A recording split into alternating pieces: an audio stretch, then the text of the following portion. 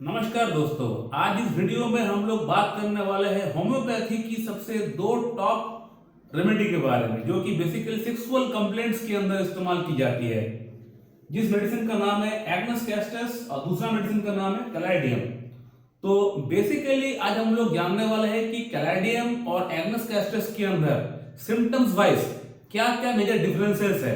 तो आज हम लोग इस पे चर्चा करने वाले हैं ताकि आपको पता चल सके कि आपके लिए कौन सा मेडिसिन सुइटेबल है, कौन सा मेडिसिन का लक्षण आपका लक्षण से मैच कर रहा है। तो ये सवाल मुझे बहुत लोगों ने किया हुआ है, डॉक्टर साहब आप एग्नस कैस्टस और कैलाइडियम के अंदर मेजर डिफरेंसेस के ऊपर एक वीडियो लेकर आए, क्योंकि एग्नस कैस्टस और कैलाइडियम जो मेडिसिन है कहीं ना कहीं जो सिम्टम वाइज मुझे एक ही मेडिसिन एक ही सिम्टम्स लगता है दोनों मेडिसिन के अंदर। तो किस प्रकार से आप एज ए डॉक्टर उसको डिफरेंशिएट करते हैं, तो इसका ऊपर एक वीडियो आप जरूर लेकर आइएगा। तो आज हमारा टॉपिक इसी चर्चे पे है कि एग्नस कैस्टस और कैलाइडियम के अंदर क्या क्या मेजर डिफरेंसेस है। वैसे डिफरेंसेस तो बहुत सारी है, लेकिन आज हम लोग इस वीडियो में बात करने वाले हैं टॉप 5 मेजर डिफरेंसेस के बारे में। तो जो नंबर 1 डिफरेंस है वो है एग्नस कैस्टस और कैलाइडियम के अंदर। एग्नस कैस्टस का जो नंबर 1 पॉइंट है वो ये है कि नो लिबिडो, यानी सेक्स का प्रति इच्छा बिल्कुल भी नहीं होता है एग्नस कैस्टस का पेशेंट का भीतर।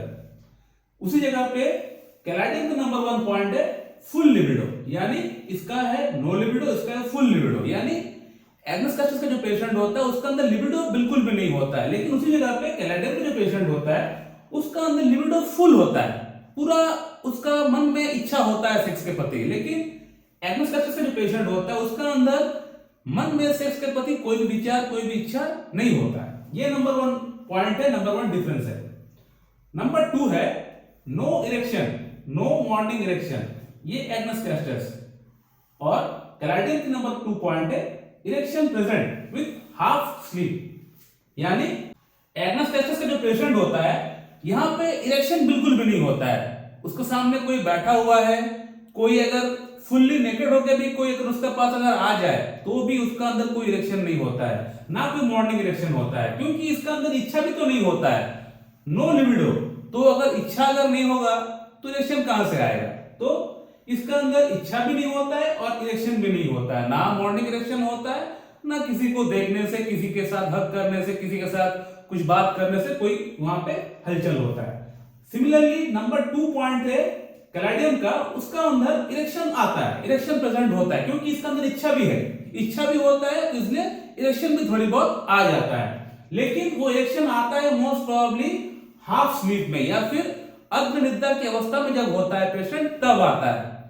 तो बेसिकली मॉर्निंग इरेक्शन भी इसका पेशेंट का अंदर कभी कभी आ जाता है, और हाफ स्लीप में जब पेशेंट होता है, जब उसको नींद आने वाला रहता है, तो उस समय इसका पेशेंट के अंदर इरेक्शन आ जाता है और इच्छा भी इसका पेशेंट के अंदर पूरा होता है और इरेक्शन भी कई बार अच्छा आता है। तो यह है नंबर 2 डिफरेंस। नंबर 3 की अगर बात करें तो वो है mental weakness with fixed ideas and pessimistic thoughts. ये एग्नस कैस्टस की है। और सिमिलरली कैलाइडियम की अगर बात करें तो mental weakness, subconscious mind, foggy remembrance with pessimistic thoughts. इसका यहाँ पे डिफरेंस ये होता है कि मेंटल वीकनेस तो दोनों में रहता है, लेकिन एग्नस कैस्टस के अंदर कुछ फिक्स्ड आइडियाज होता है, नेगेटिविटी रहता है, जैसे कि मैं शायद ठीक नहीं हो पाऊंगा, मैं शायद मर जाऊंगा, मेरा प्रॉब्लम शायद ठीक नहीं होने वाला है। तो इस तरह का इसका पेशेंट के अंदर एक फिक्स्ड आइडिया चलता है, क्योंकि एग्नस कैस्टस एक साइकोटिक माइज्म की एक मेडिसिन है, और साइकोटिक माइज्म जहां पे रहता है इस तरह का fixed ideas, pessimistic thoughts, suicidal thoughts चलते रहता है, पेशेंट के अंदर रहता है। तो इसीलिए एग्नस कैस्टस का जो पेशेंट होता है उसके अंदर फिक्स्ड आइडियाज रहता है कि शायद मैं ठीक नहीं हो पाऊंगा, शायद अगला महीना मेरा मृत्यु आ जाएगी, शायद मेरे साथ किसी ने कोई ब्लैक मैजिक कर दिया है, शायद मेरे साथ कोई साया चल रहा है, कोई भूत चल रहा है। तो इस तरह का थॉट्स इसके अंदर चलते रहता है, पेसिमिस्टिक थॉट्स, पेसिमिस्टिक थॉट्स मतलब नेगेटिव थॉट्स। तो इसी जगह पे कैलाइडियम की अगर पेशेंट की अगर बात करें तो इसका पेशेंट का अंदर मेंटल वीकनेस तो होता है, लेकिन इसका पेशेंट का अंदर प्रॉब्लम को लेकर इतना सीवियरिटी नहीं रहता है। ये ऑप्टिमिस्टिक पेशेंट होता है, यानी आशावादी पेशेंट होता है। इसको लगता है कि मैं ठीक हो जाऊंगा, लेकिन यहाँ पे इसको लगता है कि मैं ठीक नहीं हो पाऊंगा, मैं डॉक्टर के पास जाऊंगा भी नहीं, क्योंकि मेरा जो प्रॉब्लम है वो ठीक नहीं होने वाला। लेकिन इसका पेशेंट जो होता है वो ऑप्टिमिस्टिक पेशेंट है, वो पॉजिटिव है, उसको लगता है कि मेरा अंदर प्रॉब्लम है, मैं डॉक्टर के पास जाऊंगा, मेरा प्रॉब्लम ठीक भी हो जाएगा। और इसका पेशेंट को मेंटल वीकनेस होता है, यानी सबकॉन्शियस माइंड इसका अंदर काम करता है। इसको ऐसा फील होता है जैसे कि ये ऑफिस तो जाता है, ऑफिस का काम भी करता है, ऑफिस से घर भी आता है, सब कुछ करता है, लेकिन इसको मन में इस तरह का फील होता है कि वो अर्धनिद्रा की अवस्था में है, जैसे कि एक ड्राउजीनेस काम करता है, जैसे कि एक बंदा अगर स्लीपिंग पिल्स खा के जिस प्रकार से उसको फील होता है उस तरह का फील उसको होता है।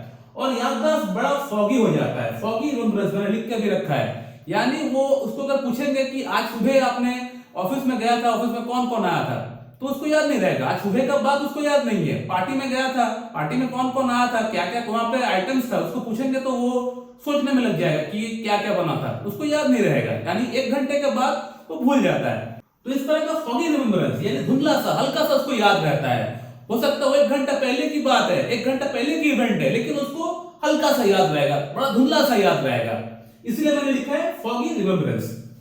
तो ये है मेजर डिफरेंस।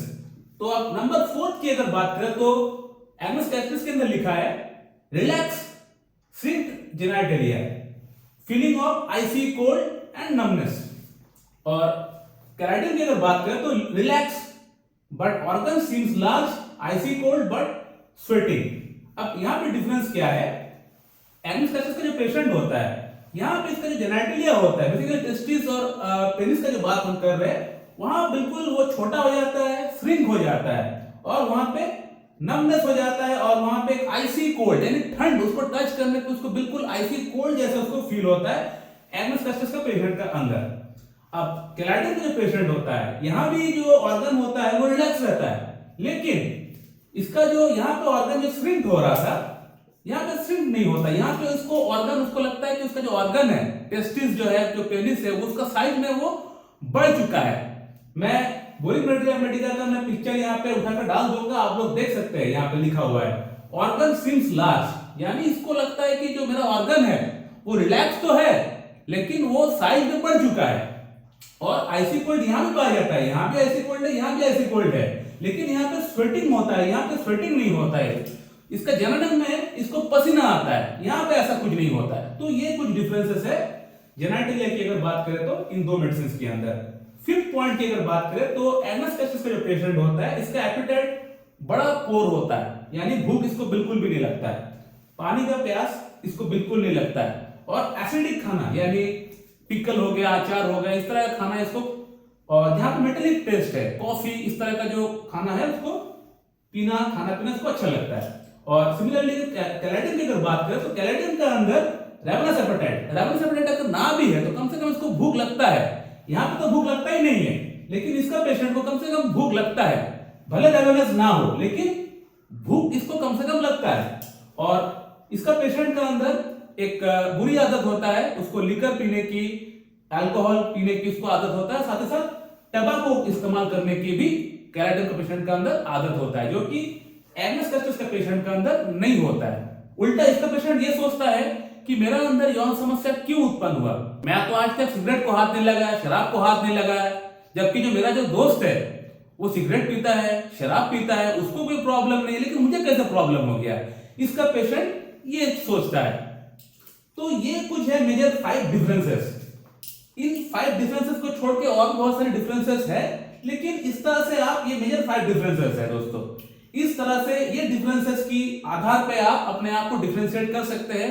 आप पता कर सकते हैं कि आखिरकार आपका अंदर कौन सा मेडिसिन का सिम्टम्स बड़ा प्रोमिनेंटली मैच कर रहा है, किस प्रकार से इस्तेमाल करना है, इसका ऊपर तो सेपरेट वीडियो बना हुआ है, आप लोग जाके उसको देखिए। तो अगर इस टॉपिक के रिगार्डिंग अगर आप लोगों के मन में कोई सवाल है तो आप लोग कर सकते हैं, कमेंट करिए, मैं आप लोगों को रिप्लाई वहां पे दे दूंगा। So thank you very much and have a good day.